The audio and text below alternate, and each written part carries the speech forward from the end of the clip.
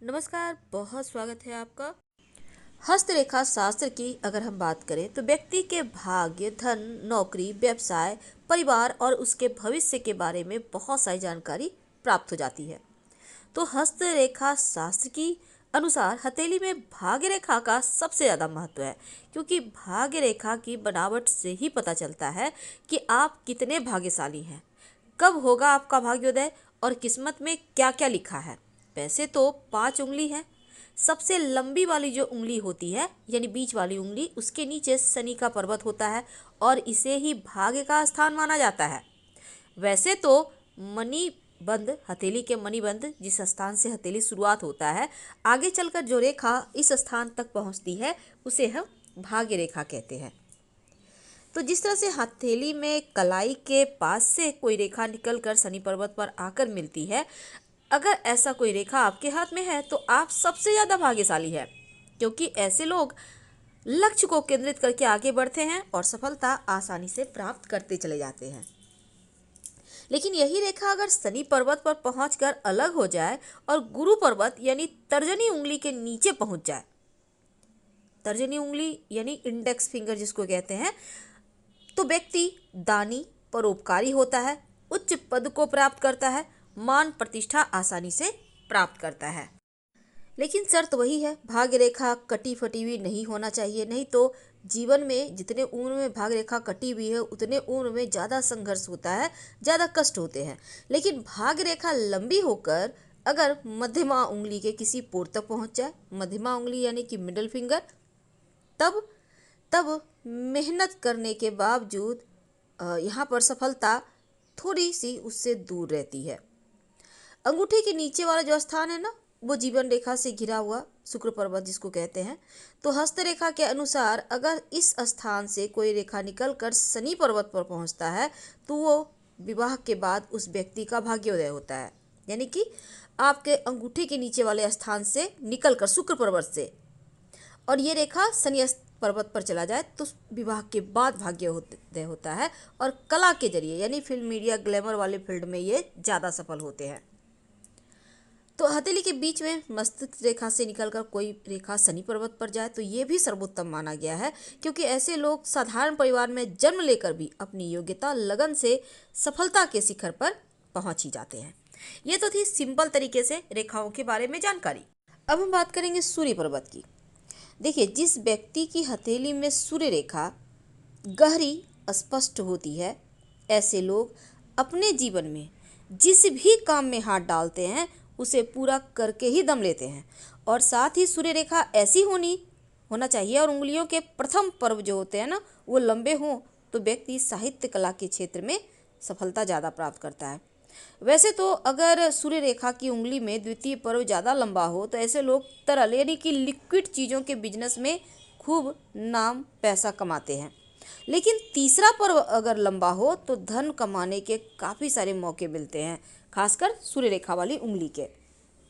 तो हथेली में सूर्य रेखा चंद्र पर्वत से निकलकर सूर्य पर्वत तक जाए तो ये सबसे ज़्यादा अच्छा माना गया है। ऐसे लोग बड़े ही बुद्धिमान होते हैं, डॉक्टर, इंजीनियर या फिर शिक्षा के क्षेत्र में खूब सफल होते हैं। इन लोगों की याददाश्त तेज होती है और इनका वाणी भी उच्च कोटि का होता है, यानी कि वाणी का प्रभाव ज़्यादा होता है। तो सूर्य रेखा जीवन रेखा से निकलकर सूर्य क्षेत्र तक पहुँचे तो ऐसे लोग बड़े भाग्यशाली होती है। साथ ही नौकरी के साथ साथ हर क्षेत्र में उच्च स्थान भी प्राप्त करते हैं। और अगर मोटी और काली रेखा हो, सूर्य रेखा, भाग्य रेखा से सूर्य रेखा निकले और काली दिखाई दे यानी कि डार्क और मोटी हो, तो बहुत शुभ माना गया है। ये लोग व्यापार में बहुत उपलब्धि हासिल करते हैं और जीवन में ऊंचे मुकाम भी प्राप्त करते हैं। वैसे तो सूर्य रेखा मणिबंध से निकले तो यह रेखा बहुत शुभ हो जाती है। ऐसे लोगों को कभी कोई जीवन में परेशानी ही नहीं होती, जिंदगी काफ़ी खुशहाल रहती है, जो चाहे वो मिल जाता है।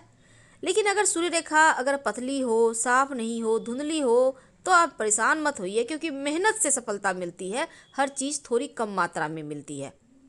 लेकिन सूर्य रेखा अगर मंगल के प्रथम क्षेत्र से निकले तो धैर्यवान होते हैं, साहसी होते हैं, लेकिन खूब कामयाबी मिलती है ऐसे लोगों को जीवन में। तो एक ऐसी रेखा जो बहुत ही दुर्लभ मानी गई है, जिसको हम सिमियन रेखा कहते हैं।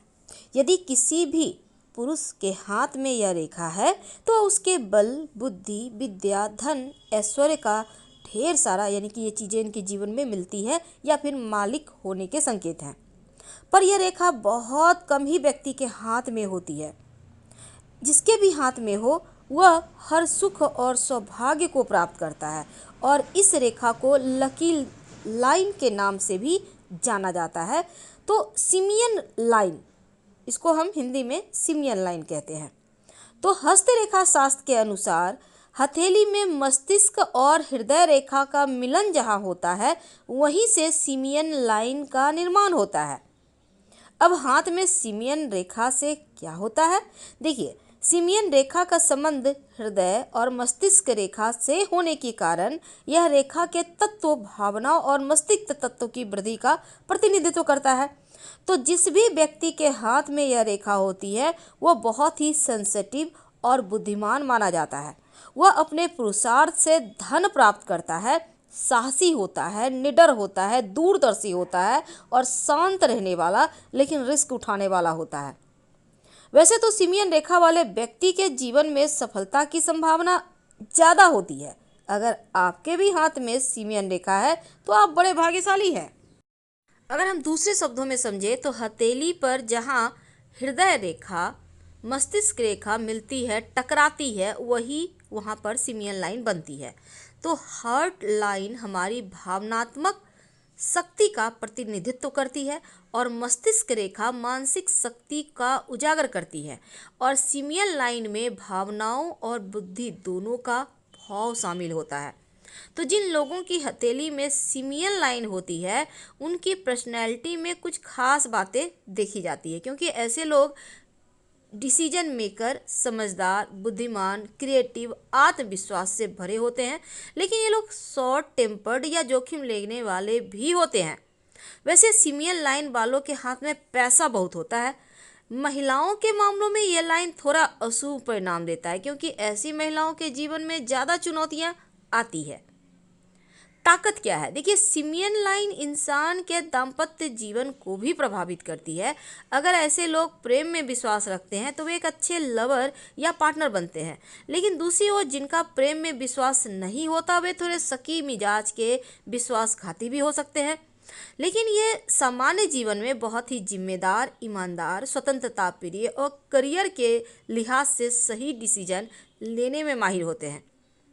अगर दोनों हाथों में सिमियन लाइन हो, वैसे तो कम ही लोगों की होती है, लेकिन अगर हो, ये दुर्लभ है, तब आमतौर पर ऐसे लोग समाज के मानक मापदंडों का पालन नहीं करते, लेकिन सही समय पर अपनी क्रिएटिविटी से कुछ अच्छे अवसर भुनाने में पीछे भी नहीं रहते। तो फिलहाल हम आपसे विदा लेंगे, फिर मिलेंगे बहुत सारी जानकारी के साथ।